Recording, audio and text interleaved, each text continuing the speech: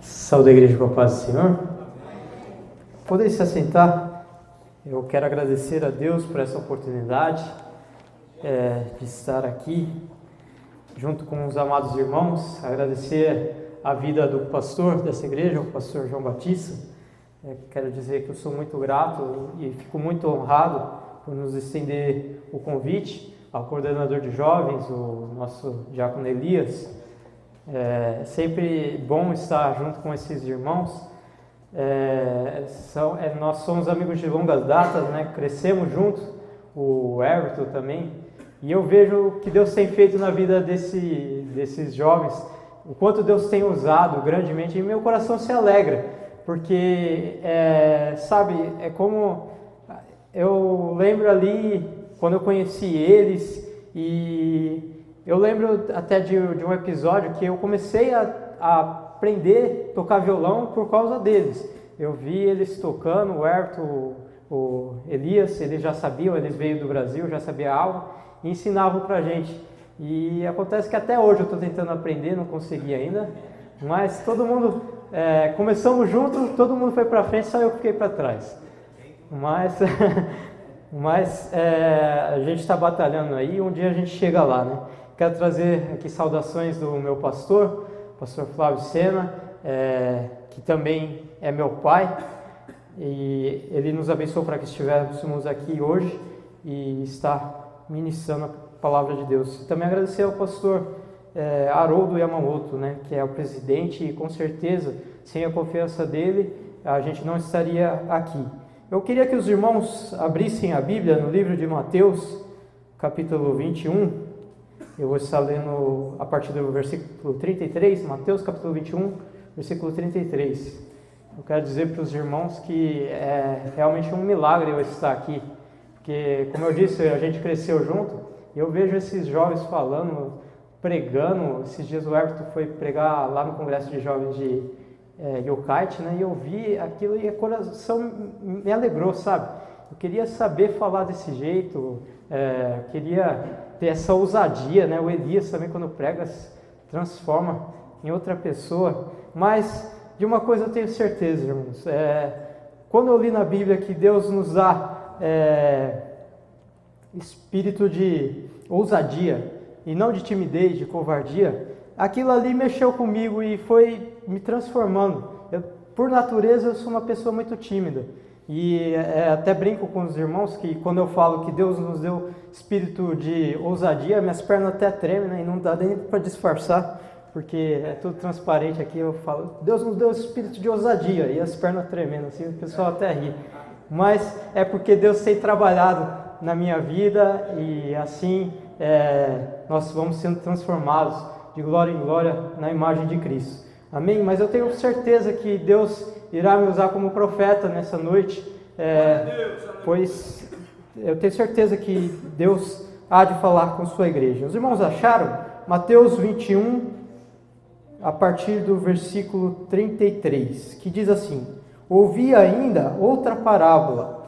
Houve um homem, pai de família, que plantou uma vinha e circundou de um valado, e construiu nela um lagar, e edificou numa torre e arrendou aos lavradores, e ausentou-se para longe. E chegando o tempo dos frutos, enviou seus servos aos lavradores para receber os seus frutos. E os lavradores, apoderando-se dos servos, feriram um, mataram o outro e apedrejaram o outro.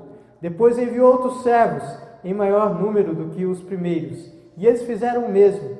E por último enviou seu filho, dizendo: terão respeito a meu filho. Mas os lavradores, vendo o filho, disseram entre si: este é o herdeiro, vinde, matemo-lo e apoderemo-nos de sua herança. E lançando mão dele, o arrastaram para fora da vinha e o mataram. Quando, pois, vier o senhor da vinha, que fará aqueles lavradores? Dizem-lhe eles: dará afrontosa morte aos maus e arrendará a vinha a outros lavradores, que a seu tempo lhe dê os frutos. Amém? Até aqui. Esta é uma parábola que Jesus nos conta, e essa parábola aqui conta a história de um homem, um pai de família, que ele tinha uma plantação de uva, a vinha, né? E acontece que ele arrendou essa propriedade, essa plantação, e ele fez um acordo ali para com aqueles lavradores. E eles puseram um acordo ali que os lavradores tinham que entregar os frutos e assim render lucro a seu patrão. Então, essas pessoas, depois de cada colheita, ela tinha que dar um pouco de lucro para o seu patrão. Mas acontece que quando o dono da vinha ele envia alguns dos seus servos para cobrar aquele lucro e receber, porque era propriedade sua, acontece que esses trabalhadores, esses lavradores, eles maltratavam aqueles funcionários. Eles, além de maltratar, eles feriam, eles jogavam pedras. E quando o dono ficou sabendo disso, ele falou: não, vou mandar mais pessoas para ver se dessa vez eles respeitam. Mas aconteceu a mesma coisa. Maltratavam, mas por vezes jogavam pedra e até feriam, né? E o dono daquela vinha disse que ele teve uma ideia. Ele falou: não, agora eu vou enviar meu próprio filho. Assim eles vão saber respeitar. É meu filho que está lá, ele vai estar me representando, eles têm que respeitar. Só que acontece que aqueles lavradores, eles fazem totalmente ao contrário do que o dono da vinha estava pensando. Eles, além de maltratarem, eles matam o seu filho. E até que então o desfecho dessa história nos mostra que o dono da vinha, ele demitiu todos os trabalhadores e entregou a outras pessoas. E a interpretação dessa parábola, nós podemos ver que Jesus falava sobre o reino de Deus. No versículo 43 vai estar falando assim: portanto eu vos digo que o reino de Deus vos será tirado. Então nós podemos ver que essa vinha, essa plantação de uva se referia ao reino de Deus.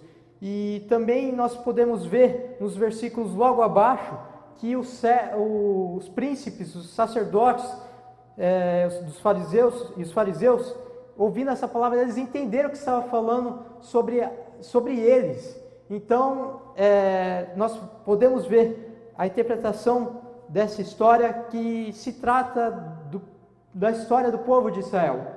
Acontece que Deus, o dono da vinha, ele entregou aquele povo de Israel uma propriedade. A Bíblia fala que a salvação ela vem dos judeus. E Deus investiu naquele povo, enquanto o povo ali trabalhava no Egito como escravos, Deus vai lá e liberta aquele povo e escolhe para ser seu povo, escolhe para ser uma nação santa, uma nação separada, que eles vivem um estilo de vida diferente, são diferentes de todas as nações, têm costumes diferentes, e ele separa aquele povo. E Deus tinha uma certa expectativa para aquele povo de Israel, que o povo de Israel entregasse os frutos de obediência. Mas acontece que o povo de Israel, ele facilmente se desviava das regras que Deus estabelecera aquele país. E ele mesmo, o dono da vinha, Deus, o dono da vinha, ele esperava frutos daquele povo. Acontece que o povo desviava, só que o que Deus fazia? Deus enviava profetas, assim como essa parábola nos diz que enviava servos, Deus enviava profetas para falar com o seu povo. Mas mesmo assim o povo, eles maltratavam aqueles profetas, eles não davam ouvido. A Bíblia não relata o que aconteceu com todos os profetas, mas podemos ver uma história de Isaías que foi cerrado ao meio. Então, ou seja, eles maltratavam, matavam, apedrejavam, era a mesma coisa. Então, até que então, Deus decide enviar seu único filho, Jesus Cristo. Um filho muito amado, pensando que o povo ia respeitar. Mas vocês já sabem da história, conhecem muito bem a história, acontece totalmente ao contrário. O povo, ele maltrata Jesus e além de maltratar, o matam. E essa propriedade, ela acabou sendo entregue a uma outra nação. Nação a qual, em 1 Pedro, no capítulo 2, no versículo 9, vai dizer assim que vós sois a geração santa, eleita, sacerdócio real, nação santa, o povo adquirido, para que anuncieis a virtude daquele que chamou das trevas para a sua maravilhosa luz. Um povo que foi adquirido pela morte de Jesus. Jesus pagou o preço para adquirir eu e você. Então nós podemos ver que essa vinha foi entregue a nós. Através dessa parábola, através dessa história, nós podemos aprender várias coisas. Nós podemos ver que aquele trabalho, o primeiro ponto que eu quero entrar, é que aquele trabalho era muito sério, mas eles não entenderam a seriedade do trabalho. E eles eram tremendos de irresponsáveis, aqueles lavradores, porque foi confiado algo a eles, só que eles não souberam responder. Eles tinham que dar lucro para o seu patrão, porém eles não estavam nem aí para essa responsabilidade. E o primeiro ponto que eu quero adentrar é a responsabilidade.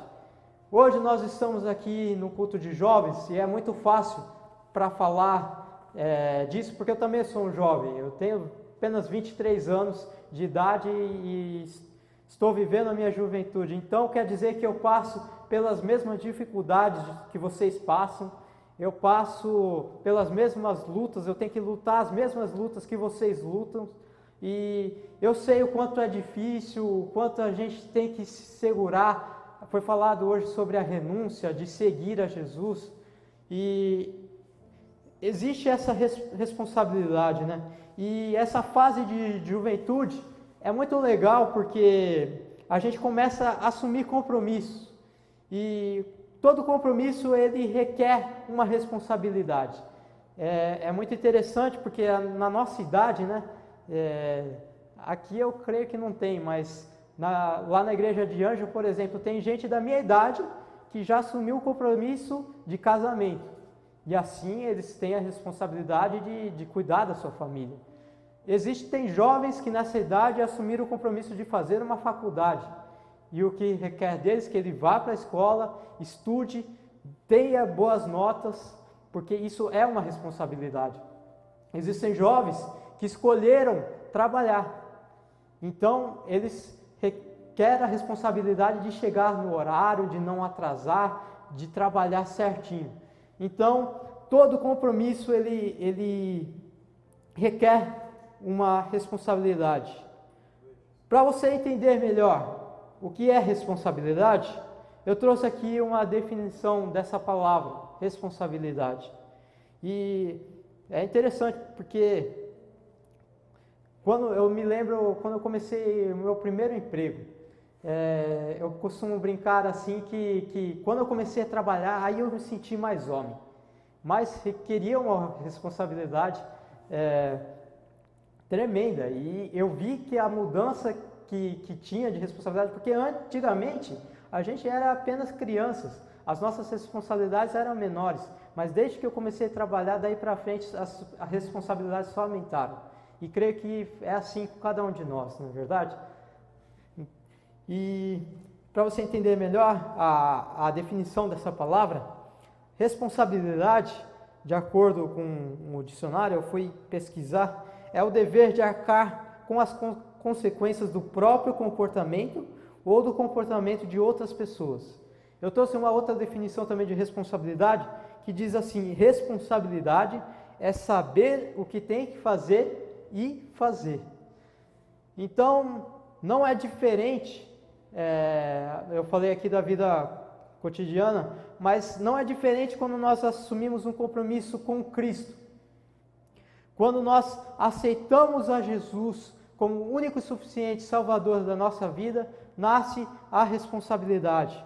Nasce a responsabilidade de se batizar, nasce várias responsabilidades de amar o seu próximo como a si mesmo, até mesmo os seus inimigos. Nasce a responsabilidade de você viver como Cristo viveu, de dar bom testemunho.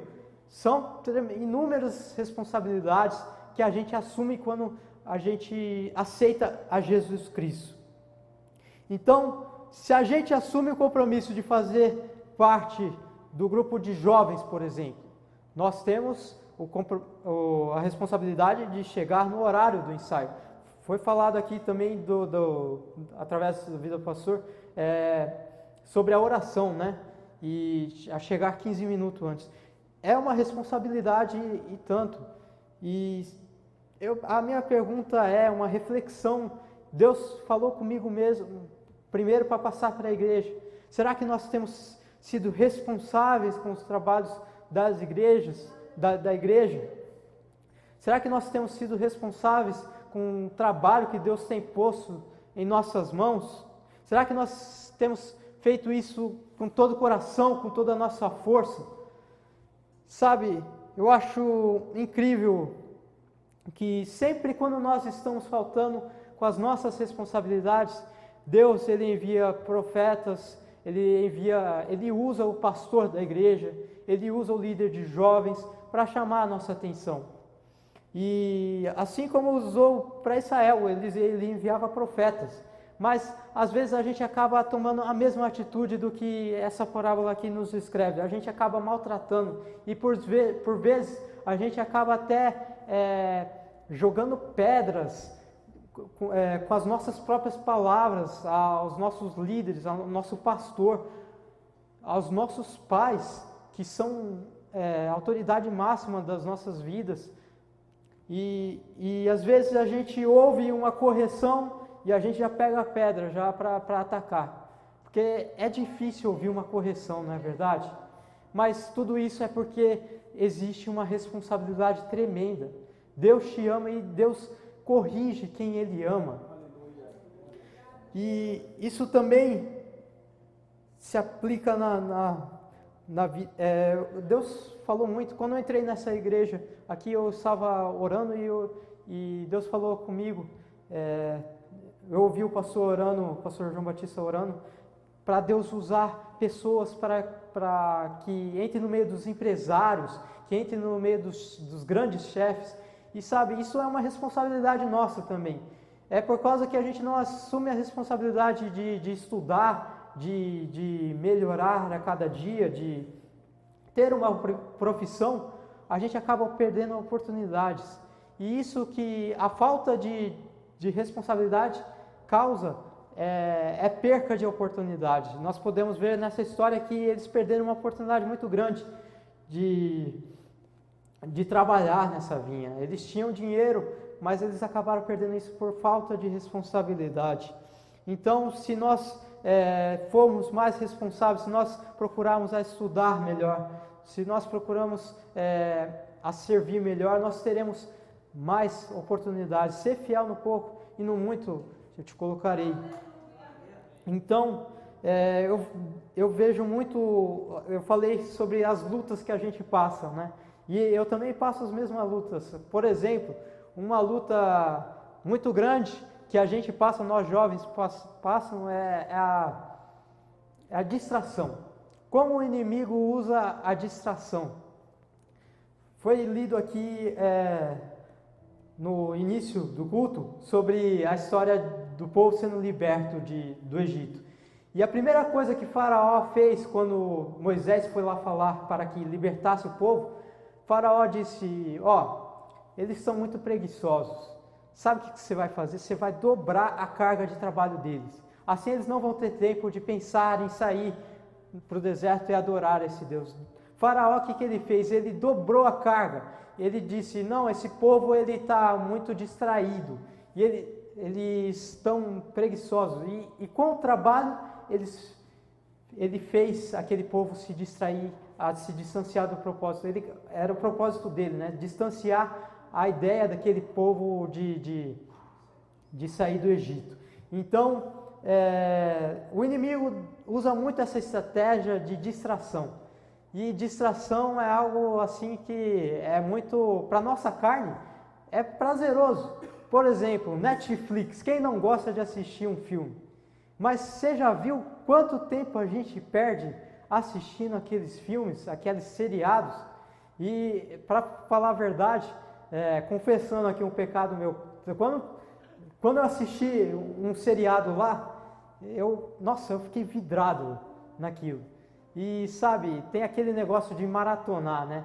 E eu acabei fazendo isso, eu maratonei uma série lá, só que eu vi que já estava fora de controle de mim. Eu falei, não, eu preciso parar com isso. E eu só fui liberto quando assisti o último capítulo, porque depois não tinha mais para assistir, mas para você ver como é difícil, né? As lutas que a gente passa são as mesmas, as falhas que a gente tem é as mesmas. Então, essa distração, esse tempo que eu poderia estar usando para estar fazendo algo de bom, eu perdi todo esse tempo assistindo aquele seriado. Depois nunca mais, também não tinha mais capítulo para me assistir, mas graças a Deus eu fui liberto. Mas é algo assim que se a gente não tomar cuidado, toma muito tempo. É lícito, porém, será que edifica?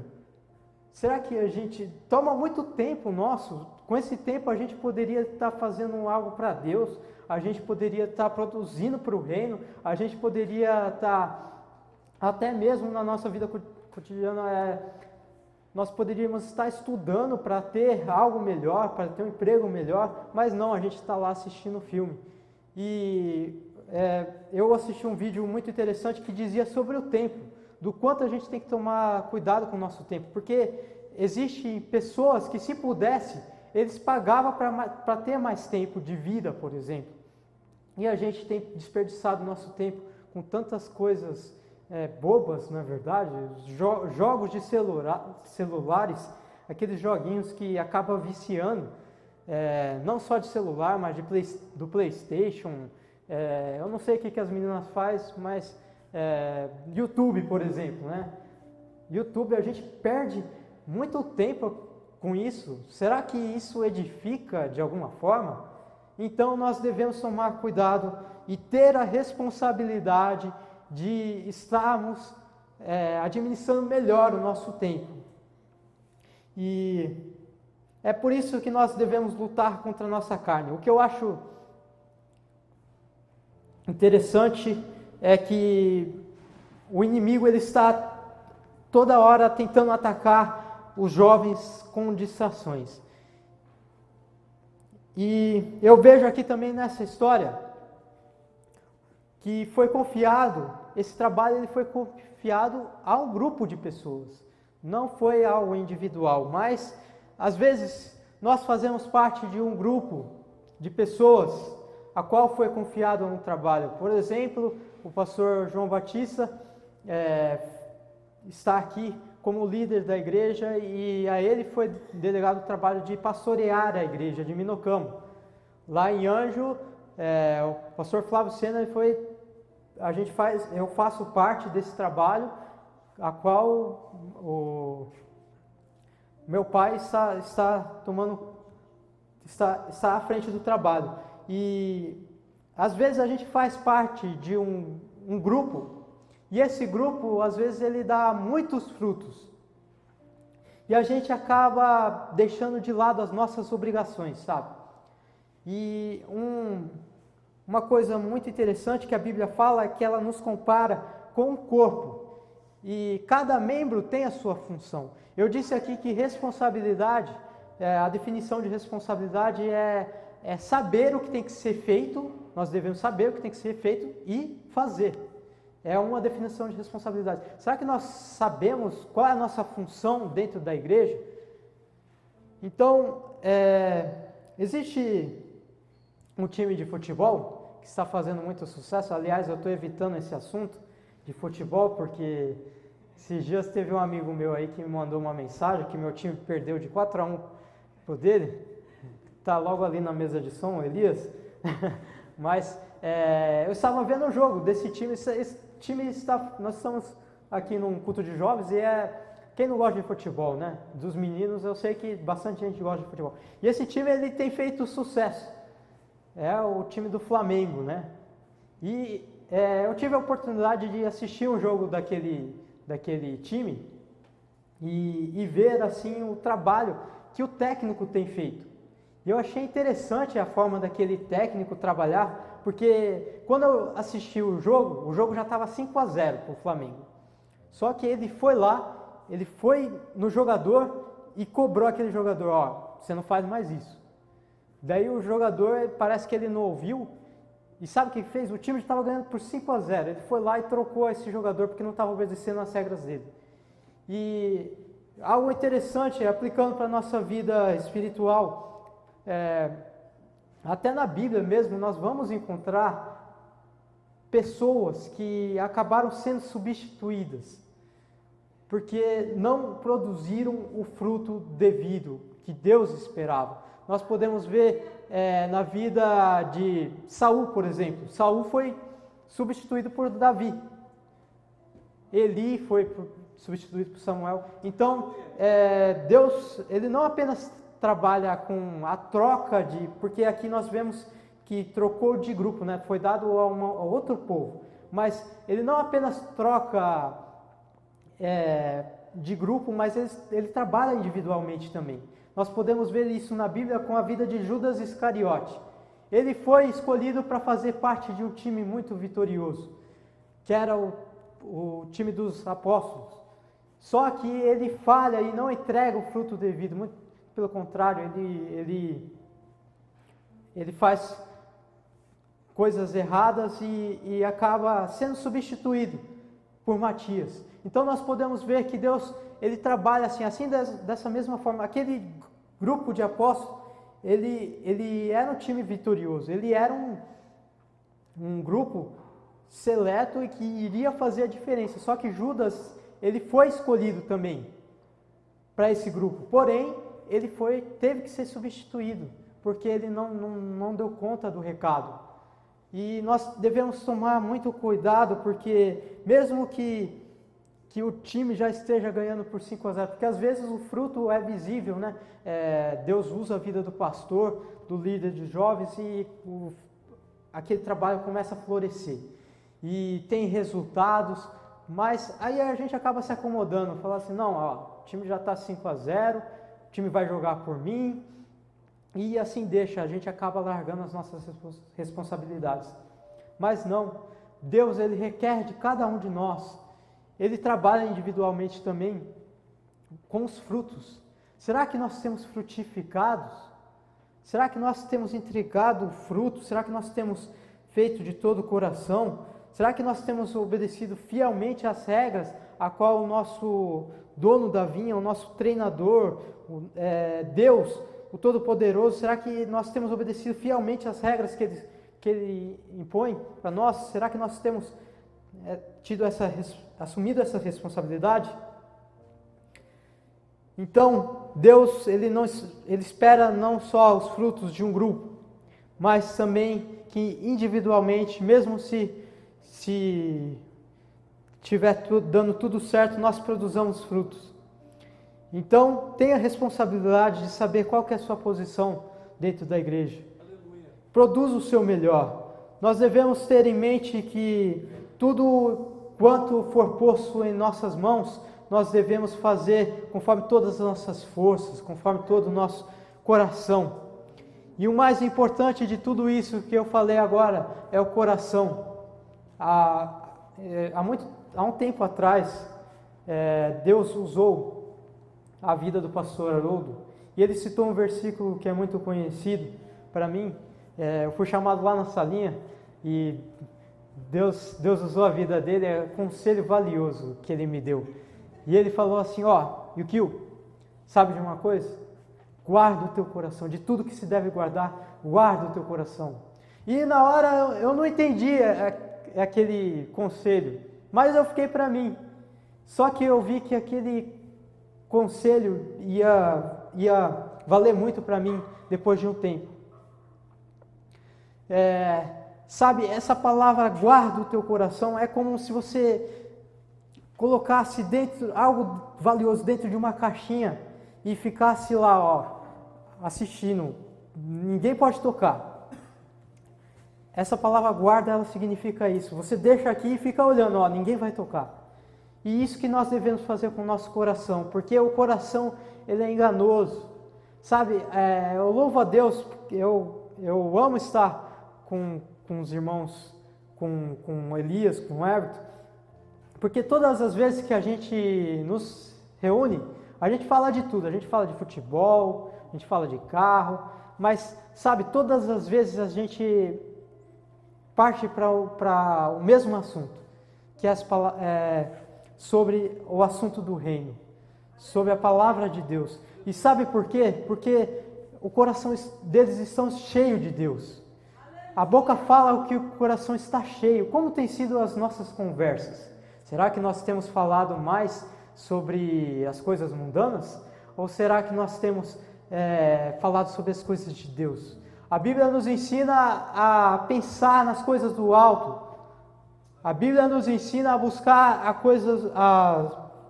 o reino em primeiro lugar. O reino de Deus e a sua justiça.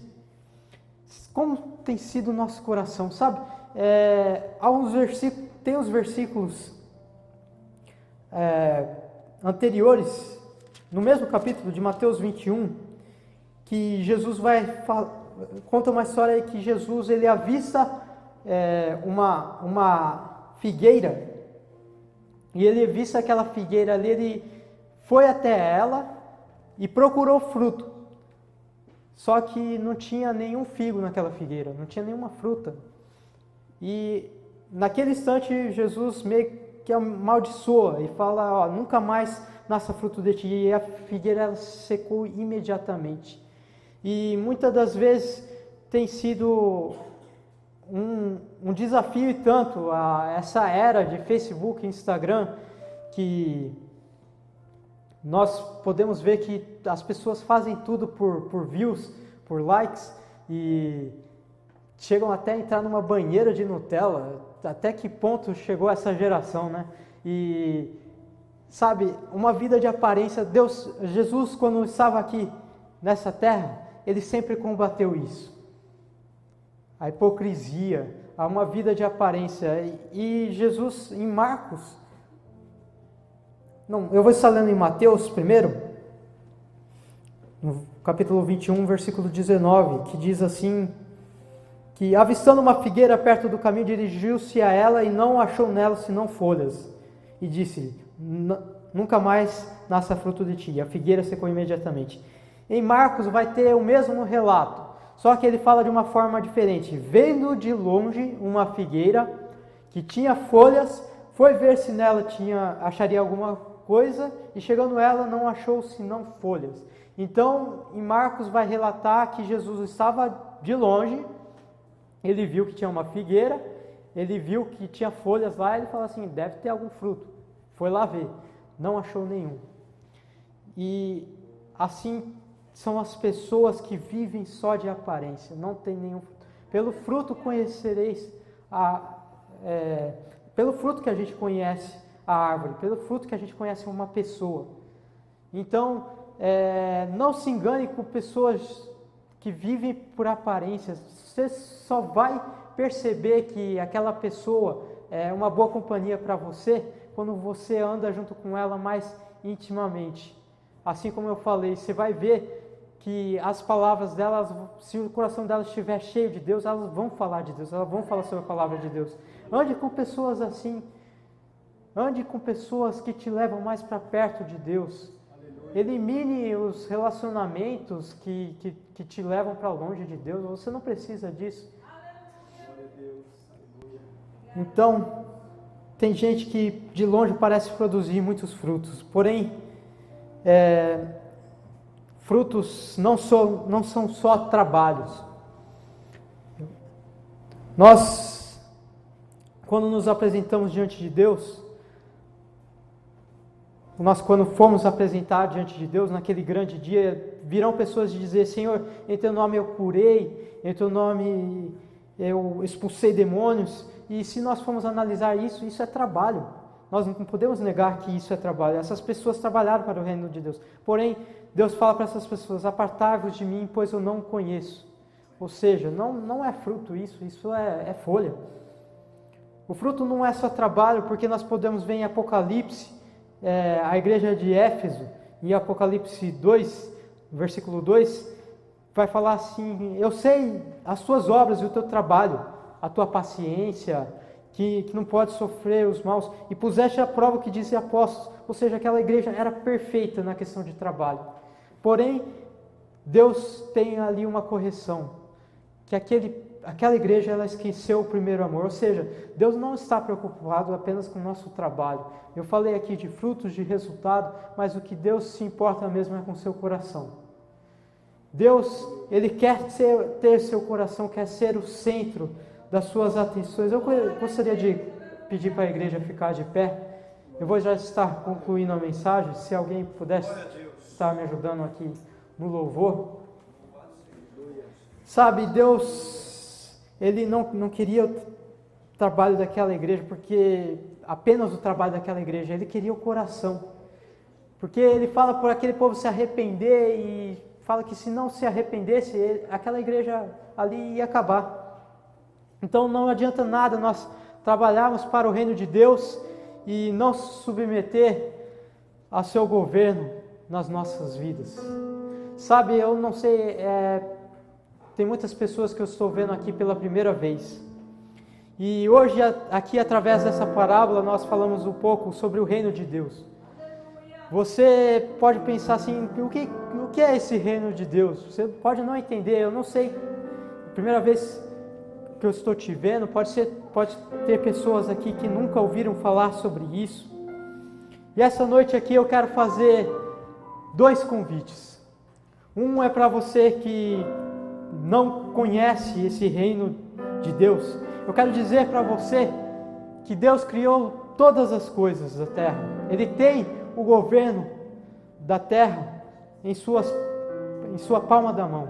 Ele governa todas as coisas. Os reinos deste mundo são passageiros, mas o de Deus é eterno. Não se trata de um reino político ou material que é passageiro, mas é uma poderosa transformação, uma operação da presença de Deus. Sabe, quando você aceita o Rei dos Reis, Senhor dos Senhores, como seu único e suficiente Salvador, a sua vida ela começa a ser governada por esse Rei tão poderoso. E sabe, tem um versículo que foi usado há um tempo atrás, que falava assim que o reino de Deus não é comida nem bebida, mas é justiça, é alegria, é paz. E quando você aceita esse Rei dos Reis, Senhor dos Senhores no seu coração, os valores desse reino passam a governar, o Espírito Santo de Deus, ele passa a governar a sua vida. E você tem uma paz que excede todo o entendimento humano, que ninguém consegue explicar. Você tem uma paz, você tem uma alegria que é instantânea. Quando você aceita Jesus, algo acontece no seu coração e é instantâneo. Sabe, se você não aceitou Jesus hoje, aceite esse Deus Todo-Poderoso. Deus, Ele tem muito para a sua vida. Existe alguém que deseja aceitar Jesus?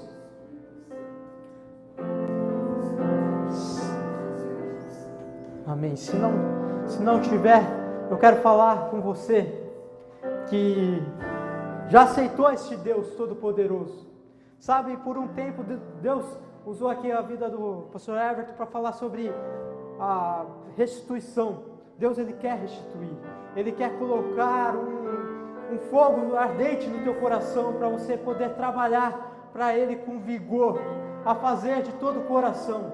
Eu não sei como está a sua vida, não sei como está seu coração, mas de uma coisa eu sei, que o Deus Todo-Poderoso, Ele se importa com você e Ele quer o seu coração.